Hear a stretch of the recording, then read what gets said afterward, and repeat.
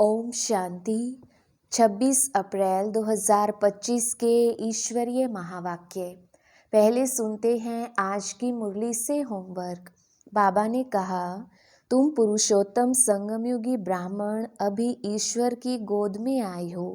तुम्हें मनुष्य से देवता बनना है तो दैवी गुण भी चाहिए। देह अभिमान में आकर आवाज से बात नहीं करनी है। इस आदत को मिटाना है। चोरी करना, झूठ बोलना, यह सब पाप हैं। इनसे बचने के लिए देही अभिमानी होकर रहना है। मौत सामने है, इसलिए बाप की श्रीमत पर चलकर पावन बनना है। और अब सुनते हैं महावाक्यों को विस्तार से। मुरली का सार। मीठे बच्चे, तुम पुरुषोत्तम संगमयुगी ब्राह्मण अभी ईश्वर की गोद में आए हो। तुम्हें मनुष्य से देवता बनना है तो दैवी गुण भी चाहिए। प्रश्न, ब्राह्मण बच्चों को किस बात में अपनी बहुत बहुत संभाल करनी है और क्यों? उत्तर, सारे दिन की दिनचर्या में कोई भी पाप कर्म ना हो, इससे संभाल करनी है। क्योंकि तुम्हारे सामने बाप धर्मराज के रूप में खड़ा है। चेक करो, किसी को दुख तो नहीं दिया।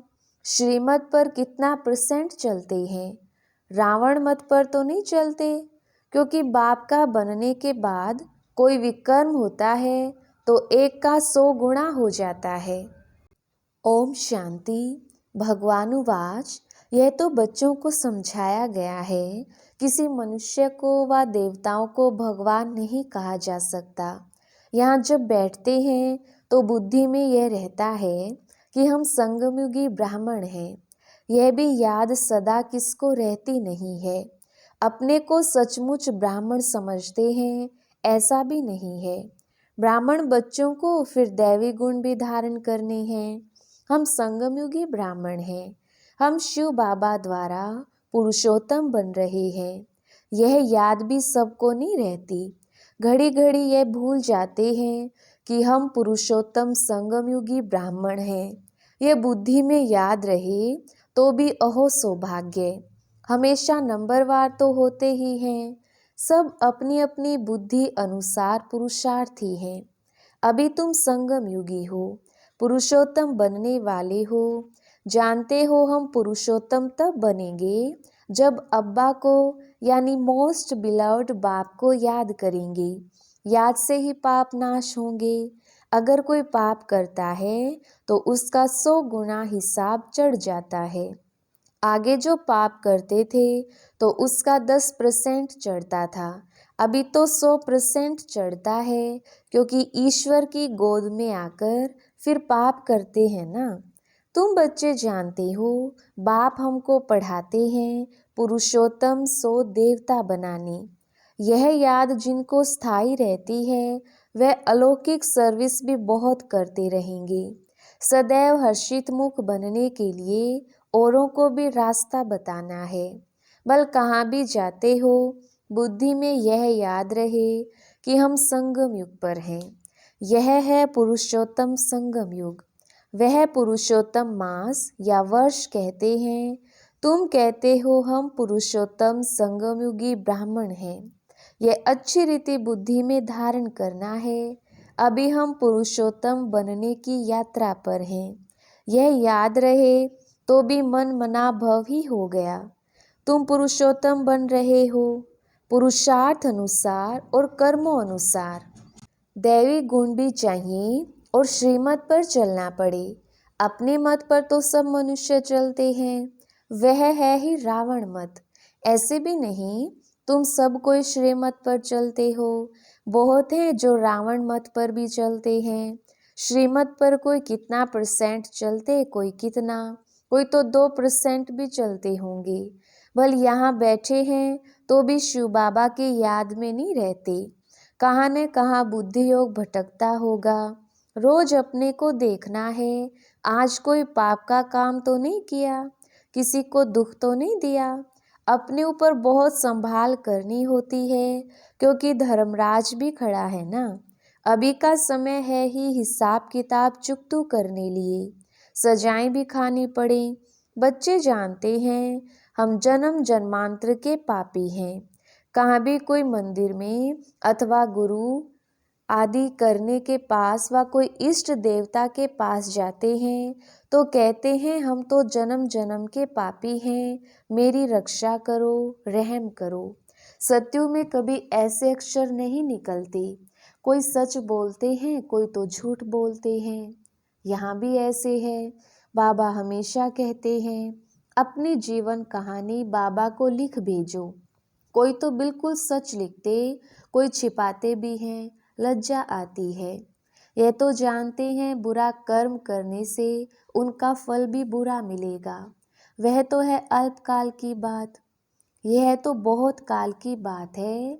बुरा कर्म करेंगे तो सजाएं भी खाएंगे, फिर स्वर्ग में भी बहुत पिछाड़ी को आएंगे। अभी सारा मालूम पड़ता है कि कौन कौन पुरुषोत्तम बनते हैं। वह है पुरुषोत्तम दैवी राज्य। उत्तम ते उत्तम पुरुष बनते हो ना। और कोई जगह ऐसे किसकी महिमा नहीं करेंगे। मनुष्य तो देवताओं के गुणों को भी नहीं जानते, बल महिमा गाते हैं परंतु तोते मिसल। इसलिए बाबा भी कहते हैं भक्तों को समझाओ। भगत जब अपने को नीच पापी कहते हैं तो उनसे पूछो कि क्या तुम जब शांति धाम में थे तो वहाँ पाप करते थे। वहाँ तो आत्मा सभी पवित्र रहती हैं। यहाँ अपवित्र बनी है क्योंकि तमो प्रधान दुनिया है। नई दुनिया में तो पवित्र रहती है। अपवित्र बनाने वाला है रावण। इस समय भारत खास और आम सारी दुनिया पर रावण का राज्य है। यथा राजा रानी तथा प्रजा, हाईएस्ट लोएस्ट, यहाँ सब पतित हैं। बाबा कहते हैं मैं तुमको पावन बनाकर जाता हूँ, फिर तुमको पतित कौन बनाते हैं? रावण। अब फिर तुम हमारी मत से पावन बन रहे हो, फिर आधा कल्प बाद रावण की मत पर पतित बनेंगे, अर्थात देह अभिमान में आकर विकारों के वश हो जाते हैं। उनको आसुरी मत कहा जाता है। भारत पावन था सो पतित बना है, फिर पावन बनना है। पावन बनाने के लिए पतित पावन बाप को आना पड़ता है। इस समय देखो कितने ढेर मनुष्य हैं, कल कितने होंगे। लड़ाई लगेगी, मौत तो सामने खड़ा है, कल इतने सब कहाँ जाएंगे। सबके शरीर और यह पुरानी दुनिया विनाश होती है। यह राज अभी तुम्हारी बुद्धि में है, नंबरवार पुरुषार्थ अनुसार। हम किसके सम्मुख बैठे हैं वह भी कई समझते नहीं। कम से कम पद पाने वाली हैं। ड्रामा अनुसार कर ही क्या सकते हैं, तकदीर में नहीं है। अभी तो बच्चों को सर्विस करनी है, बाप को याद करना है। तुम संगम युगी ब्राह्मण हो, तुम्हें बाप समान ज्ञान का सागर, सुख का सागर बनना है। बनाने वाला बाप मिला है ना। देवताओं की महिमा गाई जाती है सर्वगुण संपन्न। अभी तो इन गुणों वाला कोई है नहीं। अपने से सदैव पूछते रहो हम ऊंच पद पाने के लायक कहाँ तक बने हैं। संगम युग को अच्छी रीति याद करो। हम संगमयुगी ब्राह्मण पुरुषोत्तम बनने वाले हैं। श्री कृष्ण पुरुषोत्तम है ना, नई दुनिया का। बच्चे जानते हैं हम बाबा के सम्मुख बैठे हैं तो और ही जास्ती पढ़ना चाहिए। पढ़ाना भी है। पढ़ाते नहीं तो सिद्ध होता है पढ़ते नहीं। बुद्धि में बैठता नहीं है। 5% भी नहीं बैठता। यह भी याद नहीं रहता कि हम संगमयुगी ब्राह्मण हैं। बुद्धि में बाप की याद रहे और चक्र फिरता रहे। समझाने तो बहुत सहज है। अपने को आत्मा समझ और बाप को याद करना है। वह है सबसे बड़ा बाप। बाप कहते हैं मुझे याद करो तो तुम्हारे विकर्म विनाश हो। हम सो पूज्य, हम सो पुजारी, यह मंत्र है बहुत अच्छा। उन्होंने फिर आत्मा सो परमात्मा कह दिया है। जो कुछ बोलते हैं बिल्कुल रॉन्ग। हम पवित्र थे, 84 जन्म चक्कर लगाकर अब ऐसे बने हैं। अब हम जाते हैं वापिस। आज यहाँ कल घर जाएंगे। हम बेहद बाप के घर में जाते हैं। यह बेहद का नाटक है जो अभी रिपीट होना है। बाप कहते हैं, देह सहित देह के सब धर्म भूल अपने को आत्मा समझो। अभी हम इस शरीर को छोड़ घर जाते हैं, यह पक्का याद कर लो, हम आत्मा हैं। यह भी याद रहे और अपना घर भी याद रहे तो बुद्धि से सारी दुनिया का संन्यास हो गया।